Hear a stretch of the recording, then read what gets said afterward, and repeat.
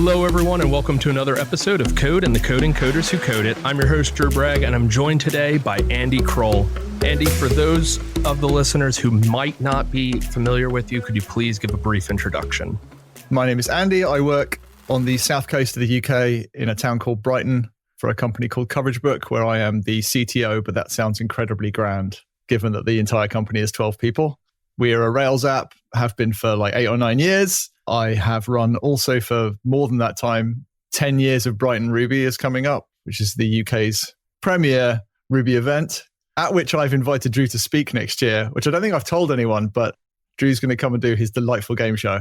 I've let a few people know, and they got very excited. Yeah. We have a tradition of game shows at Brighton Ruby. There's a Radio 4 show called Just a Minute in the UK that's been running for like decades. And that's got a similarly bulletproof format to Who Wants to Be a Millionaire. So like that also works. So we ran that for a few years, and it's delightful to have something fun to finish the day with at Brighton Ruby. And I'm excited. You got the shiniest jacket, so you win. I do have a very shiny jacket for this. I'm very excited to give it outside of the United States too, because I've given it a few times. It's always been in the US. So I'm excited for the opportunity. So I appreciate that. So for anyone who's not familiar with the show, the way this is going to work is I'm going to ask Andy 3 questions. I'm going to ask him what he's working on, what kind of blockers he has. If he doesn't actually have a blocker right now, he can just talk about a recent blocker he had and the strategies he used to get around it. And then the last question, my personal favorite, is what's something cool, new, or interesting that you've learned, discovered, or are working on. And given your newly announced involvement with Ruby Central, I imagine you have some very cool things to talk about. So Andy, what are you working on? So I took a phone call from Ufuk, who runs the Ruby infrastructure team at Shopify and has recently joined the board of Ruby Central. He called and said, "Can I pick your brains about RailsConf?" And the thing he wanted to pick my brains about was, "Can you help me co-chair?" And I had made a New Year's resolution and said out loud to my wife, I'm not going to do any talks this year. If I'm going to go to a conference, I'm just going to attend and enjoy it. I'll just do Brighton Ruby, I said, which of course is a number of weeks of effort to make that happen. And so the eye roll when I asked my wife, "Do you think it'd be okay if I did this?" was audible, I think, across the Atlantic. Yes, so I have agreed to co-chair RailsConf with Ufuk, which is on May the 7th to 9th in Detroit, where I have never been. Same. So I'm looking forward to it. So we launched the CFP as we record yesterday. Awesome. I'm posting about things on the internet. I am working on getting people excited. We're pulling together a program committee right now as we speak. We're pulling together keynote folks, which we haven't confirmed yet, but we are really getting there. Ufuk and I have had things that we wanted to change about the big Ruby and Rails events, things that we think will help make it different, make it better, I think. Some of that stuff has filtered through already in the RubyConf they had in San Diego last year. Yep, it was awesome. I enjoyed a lot of the changes on that one, and Ufuk's involvement in that kind of shone through the community day and the hack day, which hands down my favorite part of that conference. Which is good news because we're doing one at RailsConf. Yeah. Thank goodness for that. So one of the things that I've always found when I've been to RailsConfs is the workshops are really well attended, but they often compete against talks. So what we're going to do this year is day one is going to be keynote talks. We'll probably slightly slim down the number of tracks. So there are going to be slightly fewer talks, but we really want to focus the event on building with Rails. So it's about both finding content underneath the big tent of Rails. So there will be sort of alternative ways to do things. So like, this is how you might use React with Rails. I don't personally use React with Rails, but I know people do, and people want that sort of intermediate advanced content, as well as there being some beginner stuff as well. But it's going to be much more focused on Rails as a tool or set of tools and learning from each other, learning how other small, medium teams do this stuff. So like, I would encourage folks who are in those teams you don't normally hear from. I'm not saying there aren't going to be any speakers from Shopify, because let's face it, there probably are. That would be difficult. Because they do such great work for our community, right? So Equally, there are teams like the team I work with, Coverage Book, right? There are 5-6 engineers at Coverage Book. We got stuff to say. We have the front-end guy who invented Lookbook, which I know a bunch of people are using. I love Lookbook. And Podia is similar size, right? It would be great to hear talks from teams of that size who you don't normally hear from. I mean, obviously, you normally hear from me because I do like to get on a stage and talk to people. But where are all these other teams? Why are we leaving it to the Shopify folks to talk about these things? we are all doing interesting stuff. We are all using interesting gems. We're using things in different ways. We are maybe taking an ancient app and moving it forward into the current way of doing things. So for example, when we first started building the current version of our app, active storage wasn't quite there for us in terms of the functionality it provided. Now it is. So now how are we going to go about moving? How do we move from our own rolled version of active storage-ish things and then move the whole thing towards active storage? So there's all sorts of like things of that ilk where you're doing an interesting thing. You may not think it's interesting, but actually it is because other people are having the same challenges as you. That's our focus in the talks and in the workshops. Sort of that's the vibe of the whole conference, is like building with Rails and the builders who build it. Building and the builders who build it. Something like that. Something to that effect, yeah. So on the second day, we're going to do workshops and we're going to do hack day. Okay, awesome. What exactly that looks like, we will work out as we go in the next few months. And then on the third day, we'll get back to talks. So the workshops will be in the middle of the conference. So you can go to a workshop and then you can maybe do the workshop in the morning and take that stuff and then work through your own app in the afternoon. Or if you want to build an app, you have a brilliant idea or a community-based Rails app that you really want to get people to work on, you can do it at that hack day. Or if you want to work on the framework itself, various members of Rails core will be there. Various people who own Rails-related gems will be there. People to work on stuff. So I know at RubyConf, there was like triaging the issues, the bugs and issues list on Ruby core. That was a RubyConf event. At Rails, I don't know exactly who's going to be there from Rails core, but there will be people there who will happily take help from the community, right? So it's much more focused on getting involved, learning things from each other, and hopefully being then inspired to take that stuff back to your team and do better work at the end.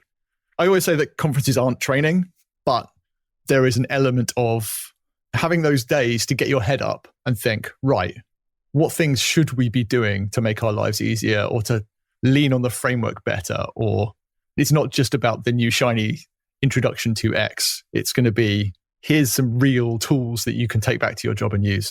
We want to make it practical. We want to make it code focused. We want to make it about Rails, and we want to keep that celebration that it always is. But that's what we're aiming at.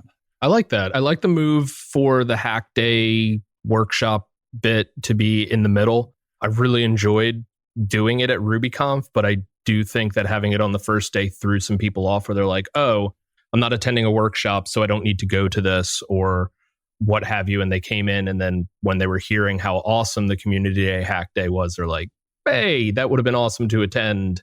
And I feel like having it in the middle kind of helps indirectly herd people to, well, it's the middle of the conference, so of course I'm going to go and attend. We'll stick a keynote on the front of it to get everyone out of bed. There you go. That's the important thing. Yeah. Stick a keynote on the front of it. You'll all get in the room. And we've got the first day then to plan that stuff, right? We've got the first day to, like, in the intro, we'll talk about what the second day is and then how we're going to administer it. And there'll be folks on the program committee who will help organize that stuff.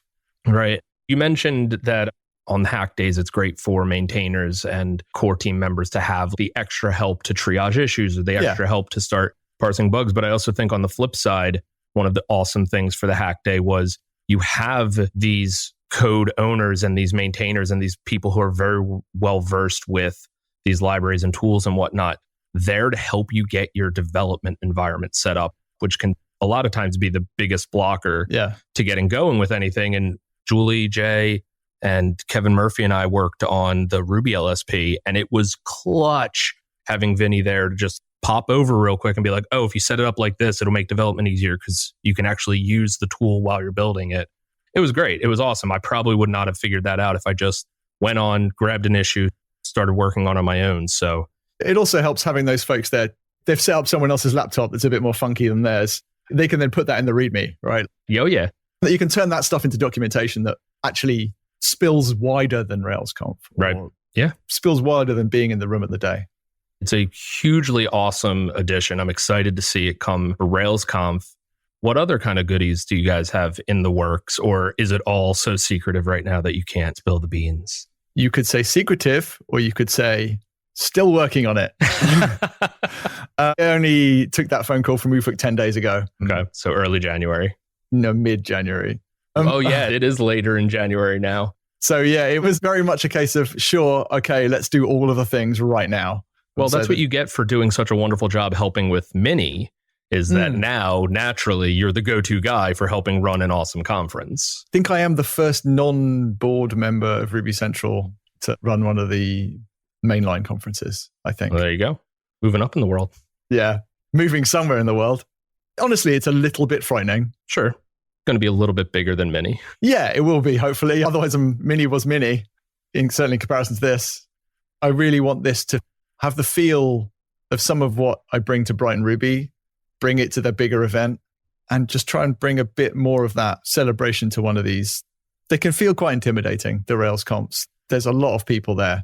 And I think I really want to spend some time making sure that the speakers have a good time, making sure the speakers are well prepped and ready to go and supported through the whole process, which I think can be an issue when there are loads and loads and loads of speakers. It's one thing I pride myself at Brighton Ruby. I'll often run through a talk with a speaker at Brighton Ruby 3 or 4 times in advance of them giving it in the room. I've given a bunch of talks myself, so I do have an ability to edit and triage bits of a talk that aren't working or restructuring a talk. For example, for Brighton last year, I helped Tim Riley with his talk, the singing talk that Tim Riley did last year about Hanami. It was so funny. So he pitched the idea of Living La Vida Hanami and said, I'm probably thinking about this. Then he sent me this really polite email. He goes, I don't know if it's Brighton Ruby's vibe, but I was wondering if maybe I might sing a little bit in it and change the words. And I wanted to include a bit of some of the video, but it's a Ricky Martin video from 20 years ago. So a little bit risque. There's people getting rained on in the rain and dancing the salsa. And I was like, mate, open with the song. If you're going to do it, go big. And I was delighted that he did. But yeah, it's that kind of thing. If you're a nervous first-time speaker, absolutely submit a talk to RailsConf, because we are going to have the personnel there on the program committee and me personally who can help you turn that talk into something awesome. I just want everything to feel a bit more prepared for those speakers, because I personally want to make sure the Wi-Fi works for the workshop people as well, which I know has been an issue in previous years. Good luck. Yeah. I think that outside of like the small regionals where it was just like, hey, we don't have enough people to put a heavy load on Wi-Fi. I don't think I've been to a major conference where the Wi-Fi worked consistently throughout the day and didn't at least bork one workshop. So good luck. I love that goal. That is a huge goal. I have no idea how you're going to achieve that goal, but I'm excited for you to achieve that goal. We'll see. That actually rolls great into the next question, even though I feel like we're not done on the what are you working on. But when you start planning a conference, whether it's Brighton or just helping out with something, I know you helped with Blue Ridge and you helped with Mini and you helped with pretty much every conference out there, I feel like. Or now at the scale of RailsConf, like what are the differences between the prep work that goes into the different scales, and what's the same? So Brighton Ruby has built up over time. And I know exactly what it is. It's single track, which helps. It's a great venue that provides me with a load of personnel support as part of the venue. And the venue for the after party is there as well. And it's really scalable as a venue for me as well. And I started out, the first Brighton Ruby was like 120 people in a small room at the same venue. And then it was 200 people, and then it was 250, and then it was 300. And it was 300 for a bunch of years. And then it was COVID. Then I had to move it because the post-COVID one, I didn't know how many people were going to come. So I booked a different venue, equally as helpful, but that was smaller again, 150. And then last year it was 500. And I run that basically on my own. So if I didn't know exactly what the venue was and what I was doing and having trusted providers and stuff, I wouldn't be able to do that. So Brighton Ruby, it very much doesn't run on autopilot, but I do know exactly the things I have to do, and I do it over time. I do it off the side of my desk. So it is feasible to do that because I've done it so much.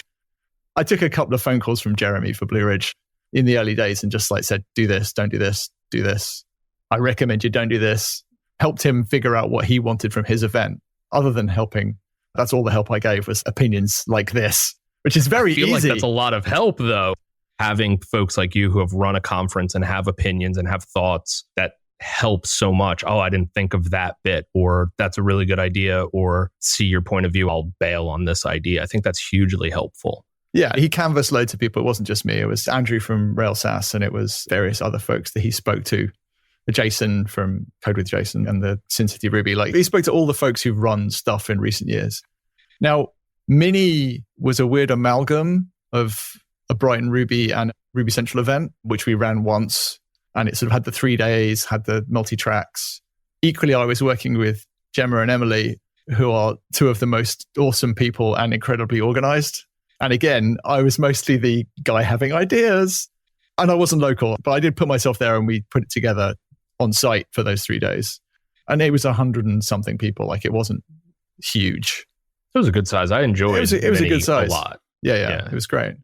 This thing is a different scale entirely. And thankfully, Ruby Central in the last, certainly for RubyConf, have started to use an external events company. So they have a team, a paid consulting team who do events, right? So I think people don't sort of realize that the Ruby Central events grew completely organically. Ruby Central as an organization grew completely organically from a will to get together and then, oh, wait a minute, this is now a conference. And now we are using the conference to financially support the infrastructure that we all depend on day to day. I think that's something that a lot of people don't realize is that when they put on RubyConf and RailsConf, like, yes, it's a great opportunity for all of us to get together and it's this wonderful thing. But the big portion of that is the money they raise with those events, support Bundler and Ruby Gems and all those things that we as Rubyists rely on every day and take probably for granted.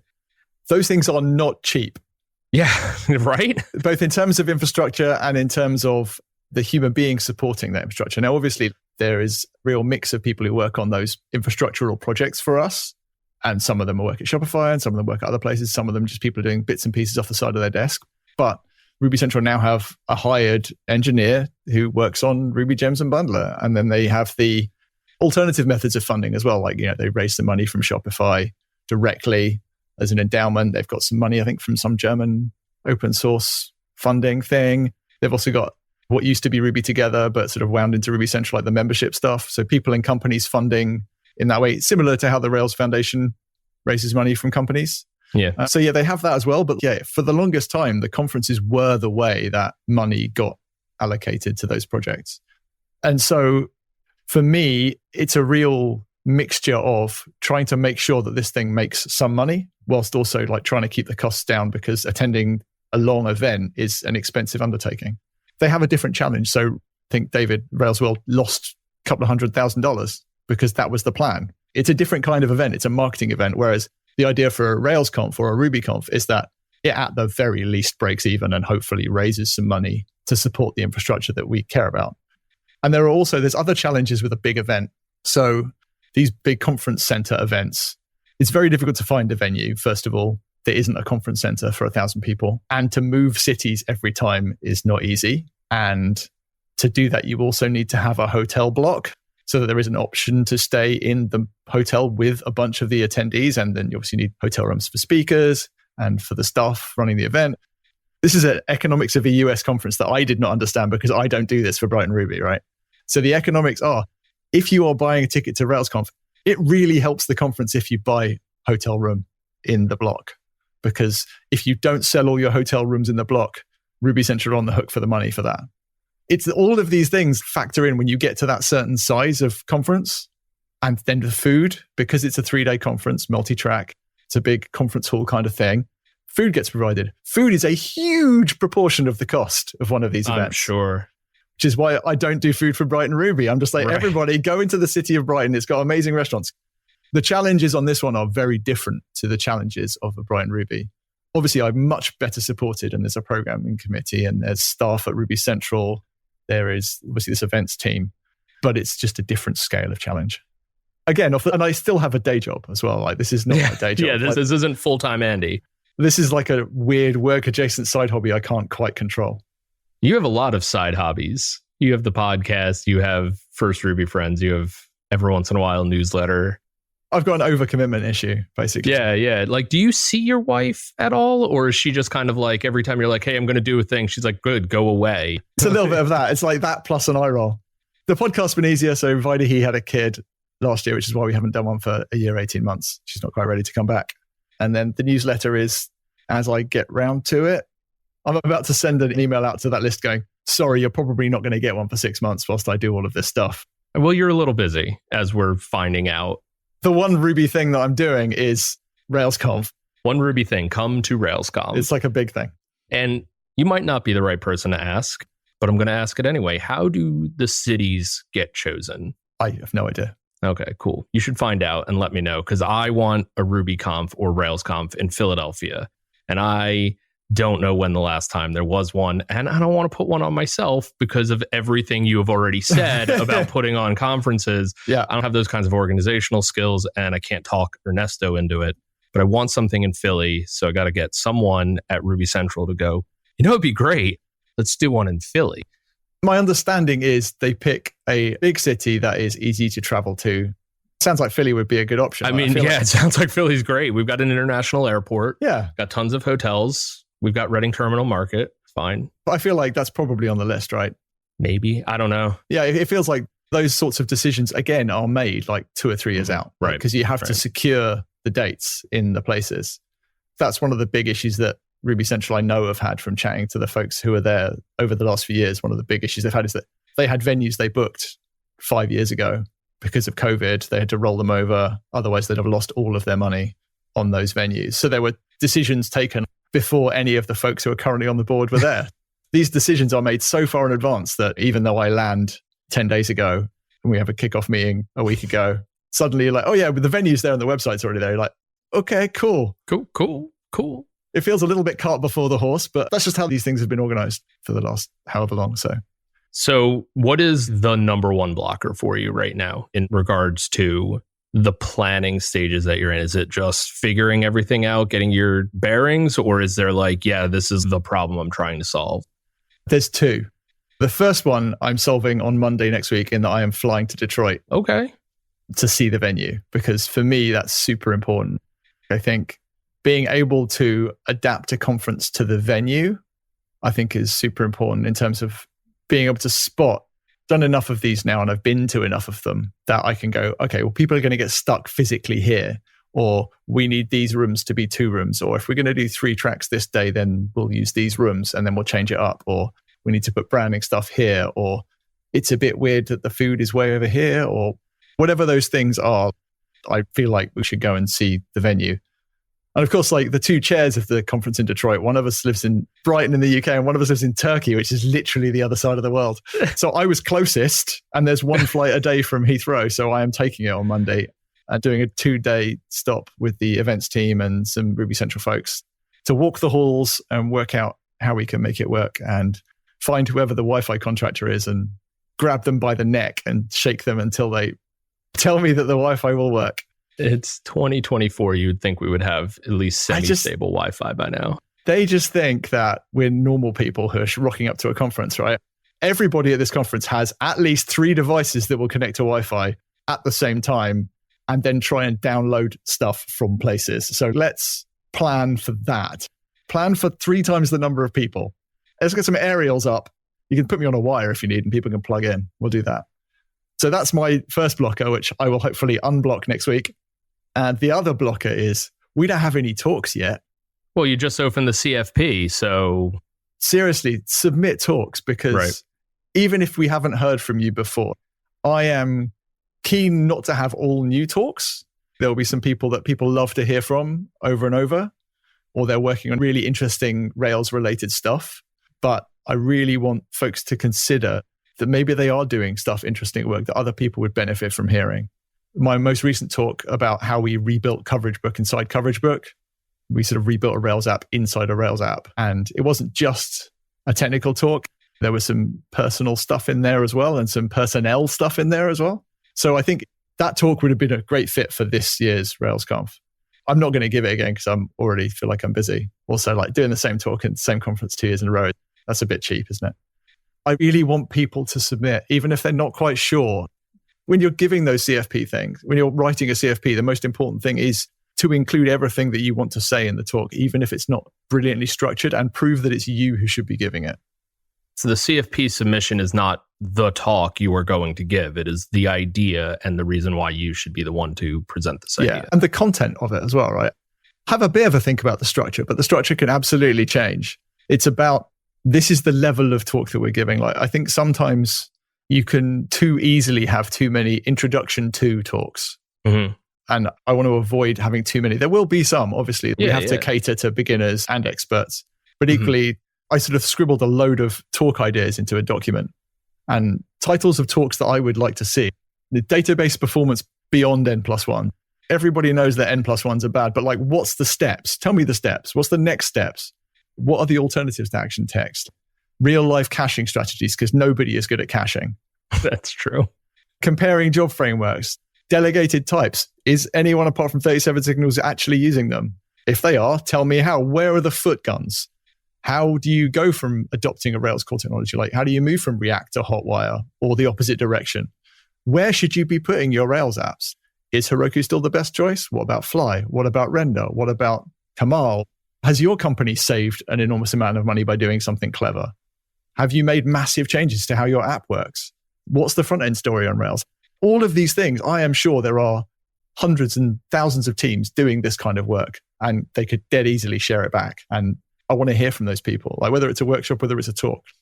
I want to hear those stories. Tell me. Yeah. There's a lot to Rails now too. It's still a very simple convention over configuration, so it's easy to get running.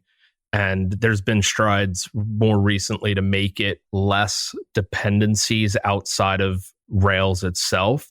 But it's a full stack, pretty big framework to get deployed. Okay, so cool. I spun up an app, one button. Maybe Heroku's still that way. But the moment you're no longer I ran Rails new and now I'm deploying 3 controllers, there's a lot of options and I don't know which one's the best. And I would love to hear from the people who are using Render or Fly or still using Heroku or doing their own thing on DigitalOcean or AWS, and get a bunch of those people in the room and put them on a panel. And I would listen to that just because that's a big component of our job that I know very little about.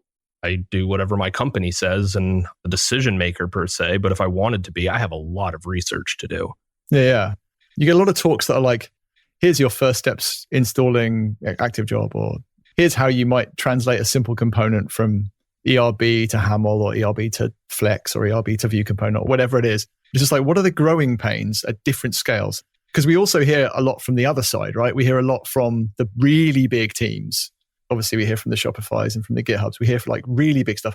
But like that middle bit, which is where the vast majority of us live and work, what are the different scales? When do you change your architecture? What's a good change that has worked for your team as you went from 10 people to 20 people or from 100 users to 1,000 users? It's the context. Show me the foot guns. Stop me doing it myself. That information isn't out there as much.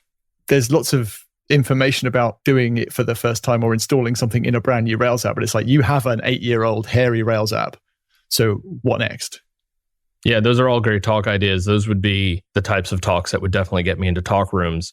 When I am attending conferences recently, though, unless it's a regional with that single track and I don't have to make the decision, I do a lot of hallway track. Is there anything that you guys are working on new or different or that you're trying to tweak to make the hallway track a little bit more robust or more interesting, or putting more time between talks to allow for more hallway tracking? Or is it just kind of like, hey, the hallway track works, we don't need to worry about that, it kind of figures itself out? I think the second day kind of is hallway track. Okay. The second day is leave space for that, right? Right. My idea is that I do like to go to talks, but equally I hallway track some of it. But I think it's not going to be scheduled quite as tightly as previous years. There'll be a keynote and then maybe 5 talks over 2 or 3 tracks on the days. Well, these are just early numbers. I don't know this is the case because we're still working it out. The CFP comes out. But then the idea being that those are a little bit more spaced out, that they're a bit more predictable. Like maybe we'll have them on the hour. So you'll know that as the hour rolls around, there'll be a new talk in every room. Okay. Something like that. All subject to change. Sure. But then you've got the second day where you can get a lot of that hallway track energy, but also with a focus on a real thing, the focus on a project, right? And then the third day will be talks again. I totally agree with you. This is why Brighton is a single track conference, because the paralysis of choice is real. Yeah. So at least I can reduce it from 7 talks at one time, which I think did happen at last year's RailsConf, to 3. Yeah, last year's RailsConf there was a lot of content. There was a lot of content and it was very spread out because you were on 3 floors between the expo hall and the keynote room and the talk room. You would see people going up and down the escalator and be like, wait, I want to go talk to you. Now you're going back down. And yeah, hopefully the Detroit venue isn't 3 floors and that would be a huge help. I've been looking at the maps. I don't know because I've not been there, which is why I'm going next week. But it looks to be 2 floors. Okay. Whether we need both floors or not at all times, I don't know. So yeah, that's the sort of thing that I'm thinking about. And that's why I'm going. I really feel strongly that I need to see it and walk it so that I can feel where the bottlenecks and the problems will be. We'll try and schedule talks so they're not competing, that they are complementary talks and that it's easy to dip between them. So that's my plan. We'll see what reality hits me with when I get there next week. Yeah. Everyone's got a plan until they're punched in the mouth or nose. I'll check in with you again after you get back from Detroit and your thoughts on what you can do with the venue space. So we've talked about a lot of cool things and a lot of interesting stuff coming out with this year's RailsConf. Is there anything that we haven't touched on that you want to use for your something cool, new, or interesting? Or do you want to go a completely different route? Or what do you have for cool, new, interesting? Obviously, cool, new, and interesting is RailsConf. You should definitely come. Yeah. Go and book a ticket now. Bother your boss. Use your training budget. It's a good thing. It'll be fun, I promise. But actually, I was making notes before, knowing that the 3 questions were coming. So I've been watching Slow Horses on Apple TV. Slow Horses, okay. Which is Gary Oldman as a British spy master who is just an appalling human with all the spies that are so bad that they get kicked out of MI5 proper and put in Slough House, which is where they put the spies they can't fire but aren't any good. There's 3 series of it on Apple TV and it's so good. Well, it's Gary Oldman. And he's clearly having the best time. When you said it's Gary Oldman, I thought you were about to say he's a horse. Like he's playing a horse. Yeah. And I believe it because he could. He absolutely could, yeah. So I recommend that. I bought a Steam Deck OLED. Oh, yeah. There you go. Because apparently I thought I was going to have more spare time than I have. Maybe I'll play it on the flight on the way over to Detroit. There's a game called Cocoon, which is really, really delightful. It's like a little indie game thing. If you ever played, there's a game called Inside and there's a game called Limbo. I played Limbo. Yeah. Okay. It's from one of the designers of that. Okay. Yeah, it's delightful. And the Steam Deck is just an amazing piece of kit. It is, right? I got one too after Nick Schwader had recommended it on the Ruby on Rails podcast when they were doing their Christmas episode and he talked about it. And it's so cool. I bounced in and out of my cart several times because I'm like, I can't really justify this. I don't need this. So good. And now I have all of the games that I thought I was never going to play that I bought on Steam are now on a machine that I will never play. So that's cool. Welcome to parenting.